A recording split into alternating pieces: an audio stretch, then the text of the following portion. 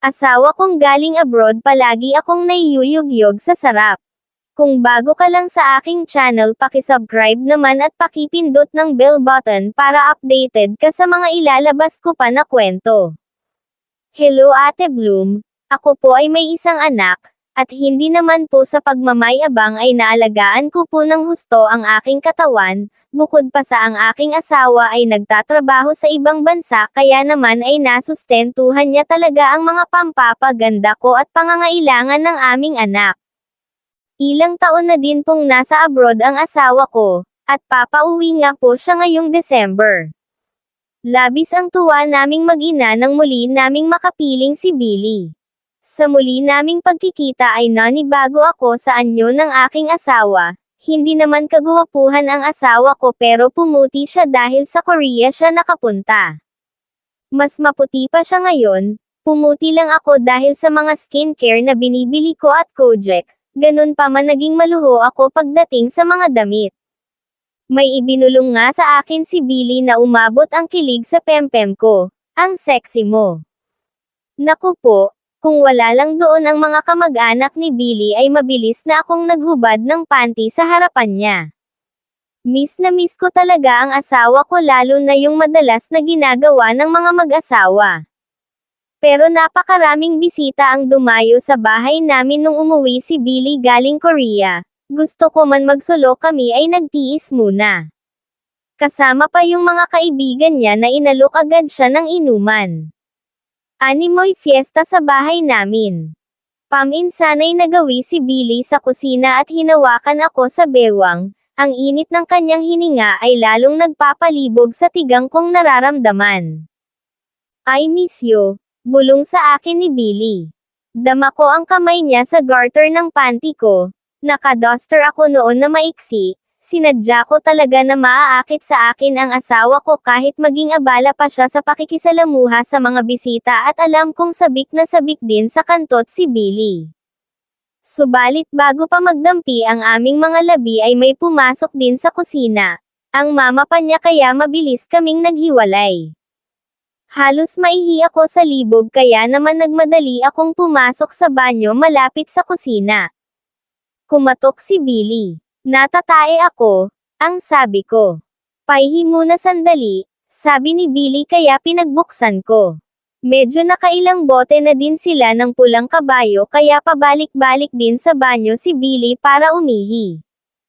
Pero ang totoo di naman talaga ako tumatae, at hindi rin naiihi si Billy. Nagkatitigan kami at agad naghalikan. Mabilis na pumunta ang isa niyang kamay sa panty ko at ipinasok doon. Agad akong napaliyad nang ipasok niya ang daliri niya sa pempem ko. Billy, maarte kong sambit subalit hinalaplap niya lang mga labi ko.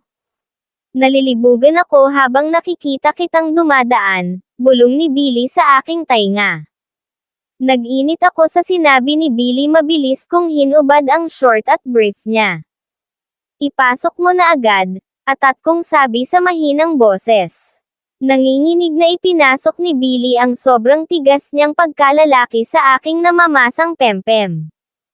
Naka-standing ovation kami nun, nakataas ang aking isang paa habang hawak ni Billy. Inilalabas-pasok niya ang kanyang matigas na talong sa bawat pasok ay idinidiin pa niya kaya naman damang-dama ko ang sarap nito. Mahigpit akong napahawak sa batok ni Billy. Mahina kong kinagat ang kanyang tainga para hindi ako makaungol. Subalit napakasarap kumantot ni Billy parang sanggol pa itong sumuso sa aking dibdib na sobra kong ikinahina dahil sa sarap. Parehas na kami nag-iinit nang biglang may kumatok. Lalong binilisan ni Billy, hindi pa ako nilalabasan. Sige lang, mahal, kantutin mo lang ako. Lalo kong hinigpitan ang yakap kay Billy pero yung doorknob ay may bumubukas. Oh shit, hindi ko ata na-lock yung pinto kaya magbubukas ito. Parehas kaming napamulagat ni Billy nang magbukas nga ang pinto. May tao pa pre, sabi ni Billy bago tuluyan silang tumambad na mag-asawa. Kaya muling nagsara ang pinto at nilock na din nila. Ayaw din ni Billy ang nabibitin kaya naman nakaraos kami pareho. Grabe sobrang sarap. Halos hindi maubusan ng kaibigan at kamag-anak si Billy na bumibisita kaya kahit gabi ay may pumupunta sa amin. Naka-ready na sana ang aming napakalambot na ring kama na paglalabanan naming mag-asawa nang may dumating. Mga kapatid ni Billy. Mukhang dito sila matutulog. Napasimangot ako pero pinakalma ako ng halik ni Billy. Doon naman sila sa sala matutulog hindi sa kwarto natin. Dito tayo mamaya, hintayin mo ako. Sabi ni Billy. Ang sexy ko nung gabi na iyon. In-order ko pa sa online shop ang pang night dress. Umakyat na si Billy, ramdam ko ang init ng kamay niya sa aking bewang na gumagawi parati sa aking pempem. At ang mainit niyang halik. Amoy alak si Billy pero para sa akin ay lalaking lalaki ito.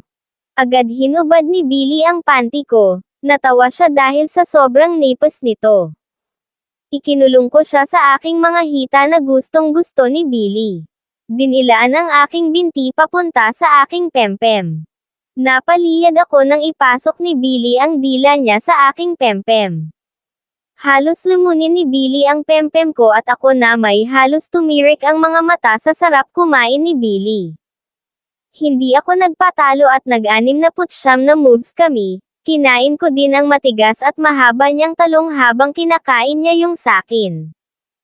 Isang buwan nang narito sa Pilipinas si Billy, pero para kaming bagong kasal na sinusubukan ang mga estilo sa pagsesex. Bago matulog ay naghuhubad na kami ng mga saplot namin. Sarap na sarap si Billy sa mga buko ko pa lang ay panalo na siya. Parang sanggol na umaatungal si Billy sa aking mga dibdib. Hindi mapakali sa pagsuso sa mga iyon. Kahit dalawa na ang mga iyon ay sinigurado niya na lahat ito ay masususo niya. Ang mga paghawak niya sa aking mga suso ay nagsimula ng aking libog.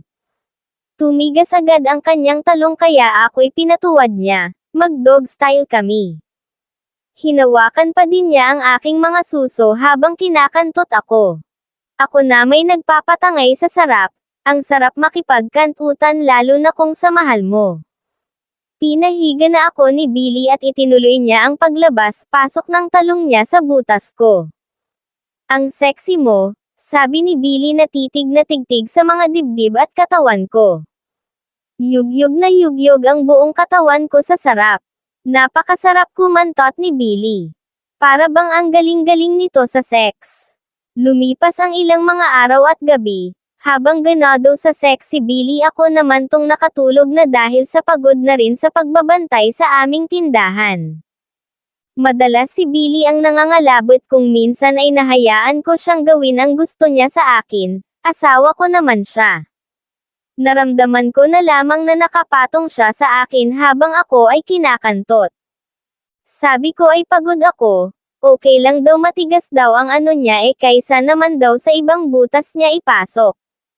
Lambot na lambot ako noon pero napakasaya ko dahil ganado pa din si Billy. Pinatagilid ako, nakatalikod sa kanya, pinaangat kunti ang aking paa para maipasok niya ng husto ang kanyang talong, at yun na nga napakasarap ng gabing iyong, gigil na gigil si Billy sa akin at sa suso ko na naman na nakahawak, malaman daw kasi at napakalambot. Pero iba na ang napansin ko sa mga sumunod na buhay mag-asawa namin. Nahayok na sa sex ang asawa ko. Nagulat na lang ako nang pinuntahan niya ako sa tindahan. Nagtago pa siya para lang kainin ang aking pempem, may bumibili nun, hindi ako makapag-concentrate sa sarap sa ginagawa niyang pagkain sa pempem ko. Natatae na ako ano pa ang bibilhin mo. Tanong ko sa bumibili at ako ay magsasara sandali. Pagkaalis din ng tao ay hinila ako pahiga ni Billy. Hindi na ako nakapagsalita dahil pinupok na ako ng halik nito. Agad ding naibaba ang panty ko. Hot na hot si Billy na ipinasok ang talong niya sa pempem ko. May isa pang bumibili, pero umalis na lang ito dahil walang sumasagot dahil busy kami ni Billy sa kantutan. Sinasamantala daw niya ang pagkakataon dahil babalik ulit siya ng Korea at sobrang mamimiss niya daw ako. Mamiss mo ako o ang sex? Tanong ko. Syempre parehas, sagot ni Billy. Kaya kahit nakakapagod at si Billy ay parang binata pa sa gana nitong makipag-sex ay sige lang, mamimiss ko din naman ang mga ginagawa namin ni Billy. At para di din ako kalimutan ng asawa ko at mamiss niya ako ay ako na din ang gumagawa ng paraan para mag-sex kami, opo Ate Bloom. Madalas kong himas-himasin ang asawa ko, halik-halikan kahit wala namang kailangan sa kanya, siguro ayun ang namiss niya sa akin. Sa madaling araw din, ako na ang pumapaimbabaw sa kanya. Ako na ang nangangabayo. Binidyohan nga niya ako noon, laking-laki sa mga susuko, para daw akong nasa porn videos.